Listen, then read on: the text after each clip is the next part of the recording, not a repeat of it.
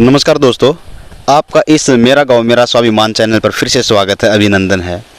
दोस्तों, आज का जो ये संदर्भ है, टॉपिक है आज का है कि गांव के सतर में हरियाली शहरों के प्रति ज़्यादा होनी चाहिए और होती भी है, लेकिन कुछ क्षेत्र ऐसे हैं कि जहां पर वृक्षों की पेड़ों की सघनता कम पाई जाती है।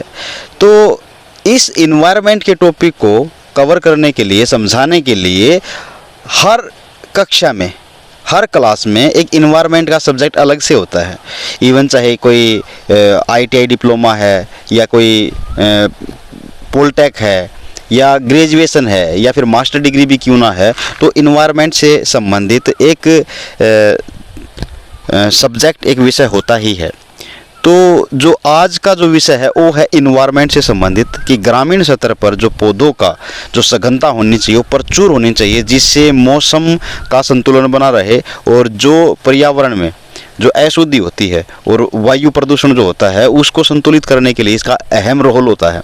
तो उनको कवर अप करने के लिए भी हमारे पास सोर्सेस होने चाहिए, जैसे छोटे पौधे। तो उसके लिए मेरे ही गांव में, गांव भराण में, जो उत्तर भारत के हरियाणा प्रांत के रोहतक डिस्ट्रिक्ट में मेरा गांव है, गांव भराण, और उसमें एक नर्सरी है, एक बहुत खूबसूरत। तो उस खूबसूरत नर्सरी, यानी कि जो पर्यावरण का टॉपिक था कि अपने वायुमंडल को संतुलित रखने के लिए पौधों का अहम रोल है, तो उसी के संदर्भ में ये बात है कि नर्सरी का होना भी महत्वपूर्ण है।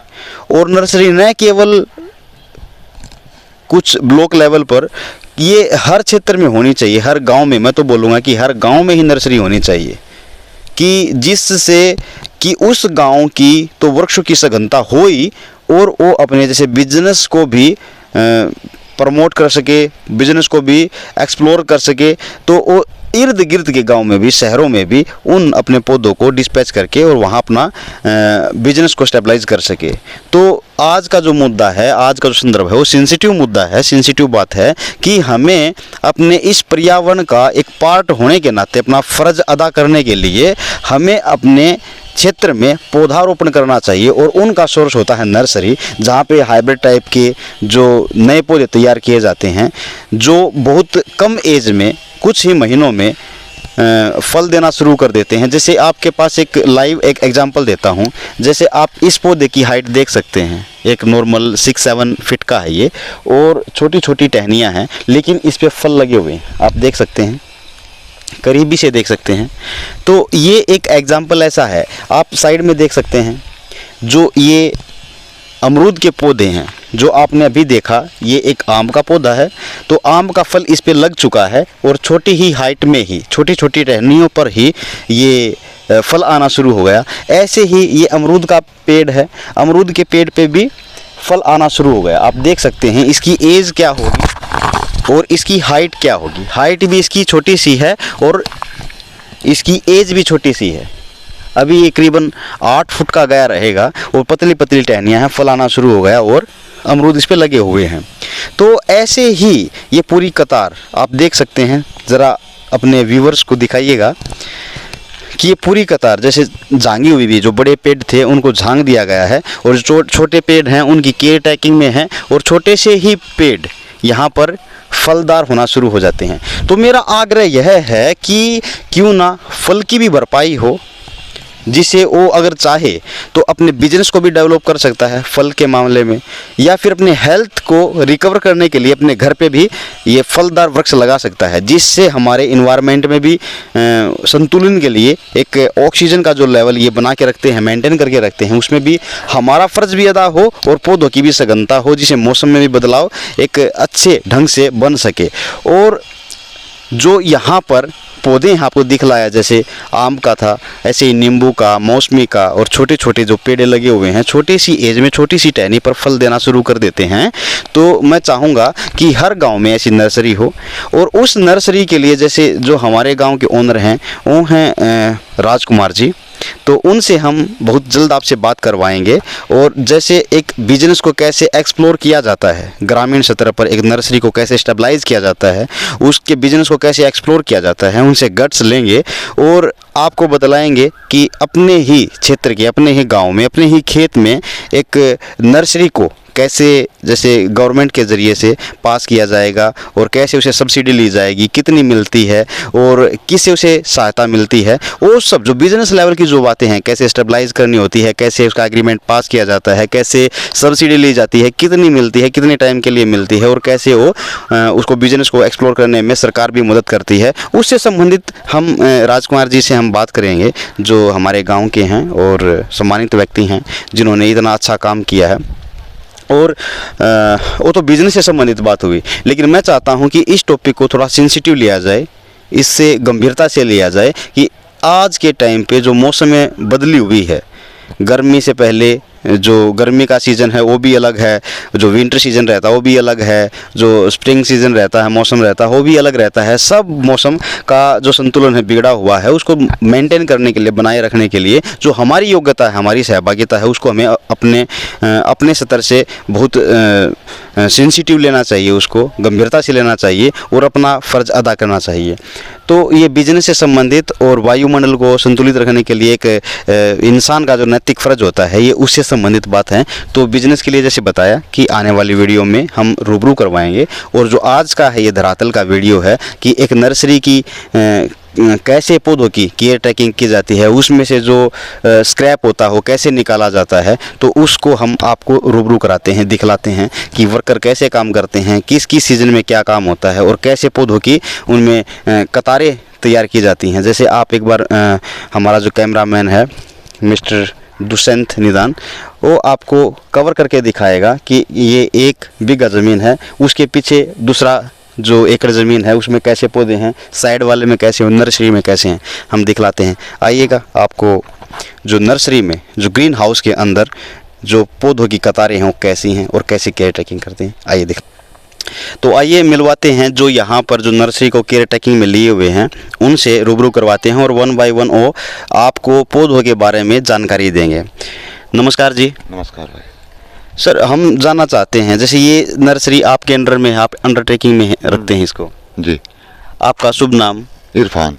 इरफान। आप कितने समय से इस नर्सरी में रह रहे हैं? 3 साल हो गए। 3 साल हो गए। और यहाँ से पहले कहीं और भी थे आप, नर्सरी से ही? नहीं, पहले बाग में था, नर्सरी में नहीं आया पहली बार। अच्छा, पहले बाग का ज्ञान था आपको, जैसे फल को तोड़ना, उसकी संभाल रखनी, तो उसके बाद नर्सरी में आप कंटिन्यू 3 साल से हैं। ठीक है, तो हम चाहते हैं कि थोड़ा आप पौधों के बारे में बताएं, भाई किस किस सीज़न में पौधे की केयर टेकिंग की जाती है, थोड़ा आप विवरण दे पाएंगे? ठीक है, तो आप इस पौधों के बारे में बता दें। क्या ये किस चीज़ का पौधा है? नींबू का है जी। ये नींबू है। और ये अंगूर का है। अंगूर की बेल है। Okay okay. और आगे जैसे ये पीछे लगे हुए हैं, ये छोटे, ये अमरूद के हैं। हाँ, ये बेलगिरी है। वे वाले आगे थोड़ी, ये जो बेलगिरी है ये, जी जी। और ये नींबू है। ये भी नींबू है। तो ये जामुन आगे, जामुन है। और फिर इमली, आंवला। अच्छा, ये आंवला है जी। और आगे अनार। जूम करके आप दिखा पाएंगे? तो दिखा सकते हैं कि ये पूरी जो पौध लगी हुई हैं, ये आंवला हुआ, अनार हुआ, और फिर ये भी अमरूद ही है। अमरूद है फिलहाल। तो ये पेड़ तो अलग दिखाई दे रहा है कुछ, किस चीज़ का? ये इसका बाबू गोसा का। अच्छा, गब्बू गोसा। गब्बू गोसा बोलते हैं। वाह जी, वो पहली बार देखा मैंने ये पेड़ गब्बू गोसे का। और आगे फिर जामुन आ गया, फिर आगे बड़बेरी है। देखिए दोस्तों, मैं आपको जो बतला रहा था ना कि जो ये हाइब्रिड टाइप से पौधे तैयार किए जाते हैं, उनकी खास बात क्या होती है? आप इनकी हाइट देख सकते हैं, इसकी देखो आप इसकी हाइट देख सकते हैं, एज देख सकते हैं, और इस पे फल आना शुरू हो गया।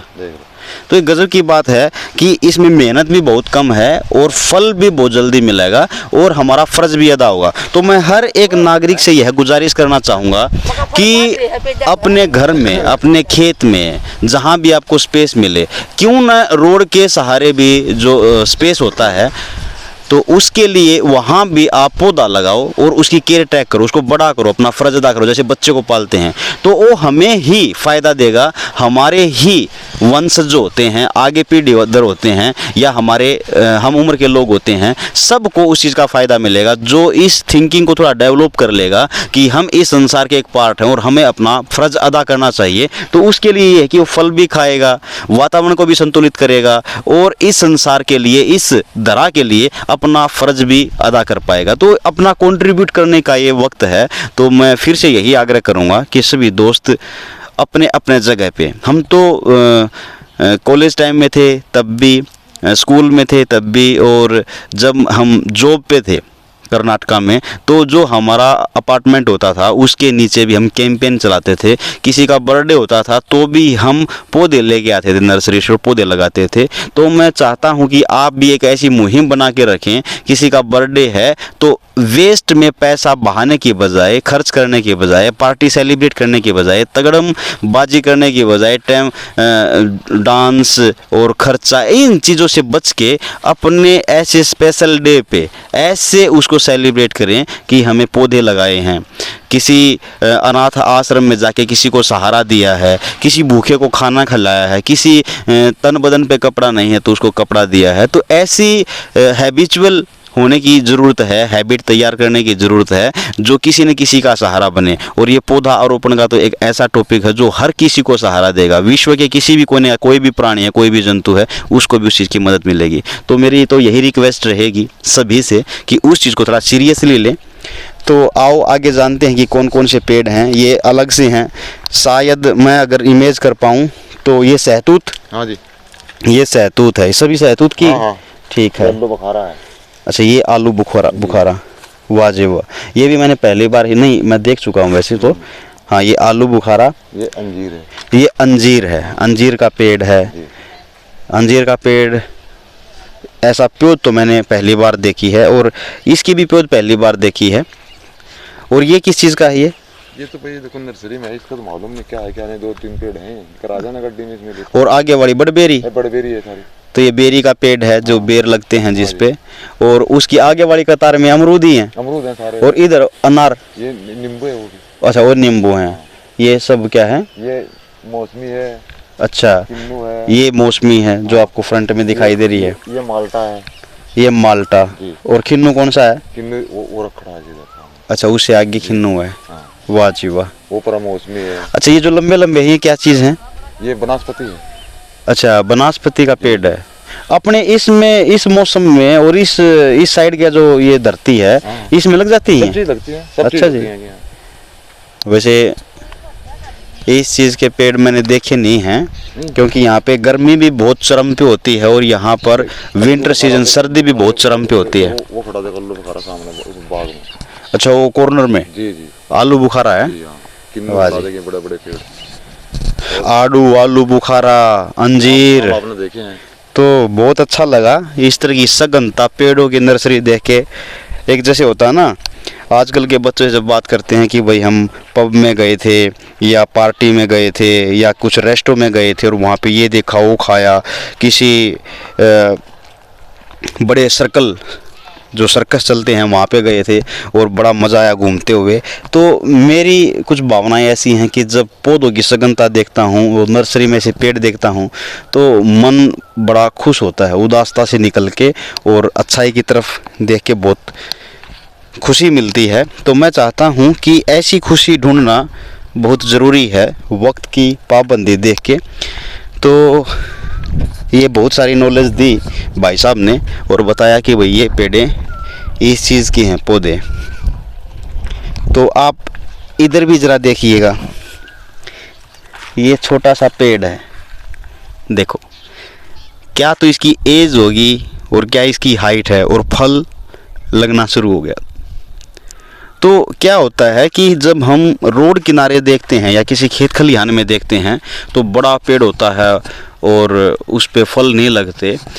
आज के समय में जो हाइब्रिड तरीके से तैयार किए जाते हैं पौधे, तो बहुत कम समय में फल देना शुरू कर देते हैं। तो आप बहुत जल्द उसका फ़ायदा ले सकते हैं, प्रॉफिट ले सकते हैं। देखिएगा, थोड़ा करीबी से दिखाइएगा, देखो हाइट, एज और फल।